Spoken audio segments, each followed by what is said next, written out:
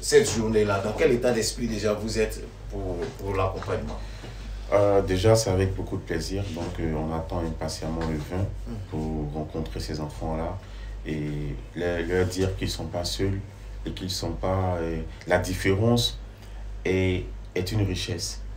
Donc, nous, on doit avoir cette capacité de pouvoir s'accepter, accepter l'autre tel qu'il est et donner le peu d'amour qu'on peut donner.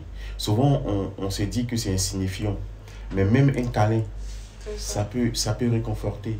Même une bonne parole, ça peut faire du bien.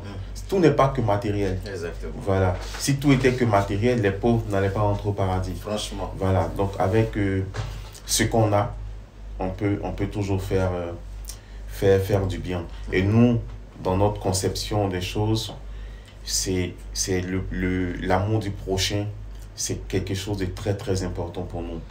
Et le prophète Mohammed sallallahu alayhi wa sallam, il a dit dans un hadith, et cet hadith-là, je dors avec lui et je me réveille avec lui. Il dit, vous ne serez jamais de vrais croyants tant que vous n'allez pas aimer pour les autres ce que vous aimez pour vous-même. C'est fort. Oui, c'est fort. Très profond. Autant on veut être heureux, autant on doit souhaiter que les autres soient heureux. Mais on ne doit pas que souhaiter, on doit contribuer au fait que les autres soient heureux.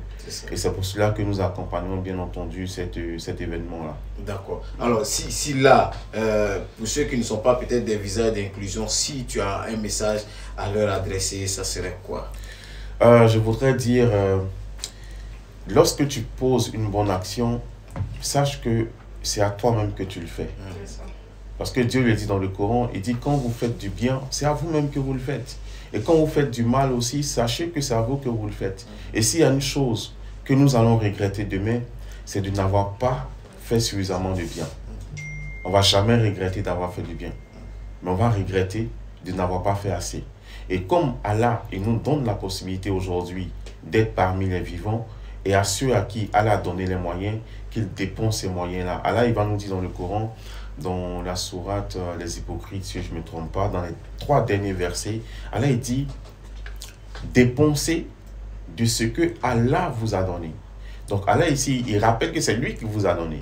Donc il dit dépensez de ce que Allah vous a donné avant que ne vienne un jour où l'homme dira Seigneur, accorde-moi un court délai. Quand le jour de la mort va arriver, tu vas te dire, mais attends, tout l'argent que j'ai déposé à la banque, je vais mourir, à quoi ça va servir? Donc ils vont dire, Seigneur, accorde-nous juste un court délai, le temps pour nous d'aller aider les pauvres, les veuves, les orphelins. Allah dira non, vous avez eu suffisamment de temps pour le faire. Exactement. Donc si aujourd'hui on a la possibilité d'aider, il faut aider. Voilà, donc n'hésitez pas, accompagnez non seulement cette initiative, mais toutes les bonnes initiatives dont vous prenez, vous allez prendre connaissance, essayez d'apporter ce que vous pouvez apporter pour le bien, l'amour, le bien pour l'amour du bien. Le bien pour l'amour du bien, comme le dit Abou Cissé Lisandro, le président de l'ONG Cissé Santé, vie qu'on salue au passage.